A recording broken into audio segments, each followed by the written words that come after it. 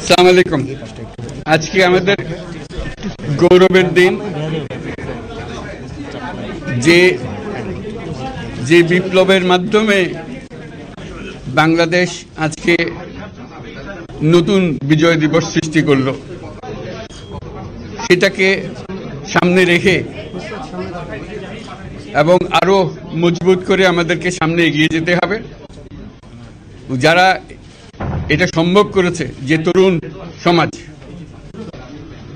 তাদের প্রতি আমি আবার সমস্ত প্রশংসা এবং কৃতজ্ঞতা জানাচ্ছি তাদেরকে। তারা আমার পাশে আছে।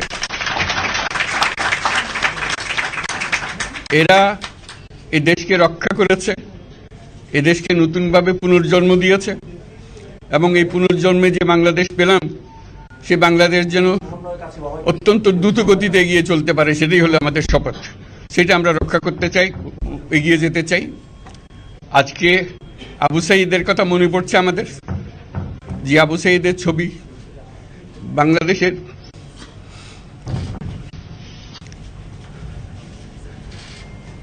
প্রতিটি মানুষের মনে গেঁথে আছে, এটা কেউ বলতে পারবে না।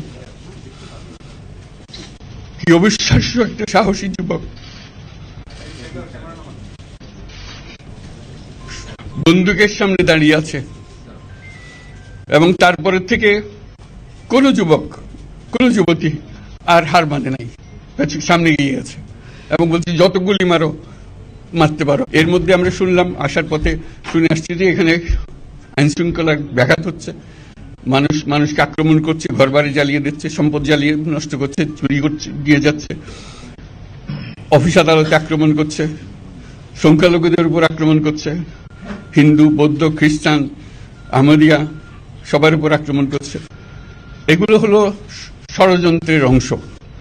এগুলো আমাদের বিষয় না। আমাদের কাজ হলো এটাকে রক্ষা করা, সবাইকে রক্ষা করা, এটাকে প্রতিটি মানুষকে, প্রতিটি মানুষ আমাদের ভাই, আমাদের বোন, তাদেরকে রক্ষা করা এবং আমাদের একটা শৃঙ্খলা ফিরিয়ে আসা। বিশৃঙ্খলা, সহিংসতা এগুলো হলো অগ্রগতির বড় শত্রু। আমাদের যে যাত্রা শুরু হলো, সেই যাত্রার শত্রু। এই শত্রুকে যাতে রোধ করা যায়, তাদেরকে বুঝিয়ে শুনিয়ে হোক, তাদেরকে আইন শৃঙ্খলার হাতে দিয়ে হোক, এটা বুঝাতে হবে। তাকে মেরে পেটে, এটা ঠিক না। আইন শৃঙ্খলা নিজের হাতে ঠিক না। তাকে আমাদের আইন শৃঙ্খলা বাহিনী এমন হতে হবে, তাদের হাতে সুপর্দ করলে আমরা নিশ্চিন্ত থাকবে তার একটা বিহিত হবে। এমনগুলো আমরা হাতে দিয়ে দিলাম, 2 টাকা দিয়ে আবার ছেড়ে দিল, এটা যেন আবার না হয়। আমাদের সেই আস্থাটা আমাদেরকে আনতে হবে। কাজে আইন শৃঙ্খলাটা এখন আমাদের প্রথম কাজ। এই আইন শৃঙ্খলা ঠিক না হওয়া পর্যন্ত এটা আমরা অগ্রসর করার জন্য পদক্ষেপ নিতে পারবো না।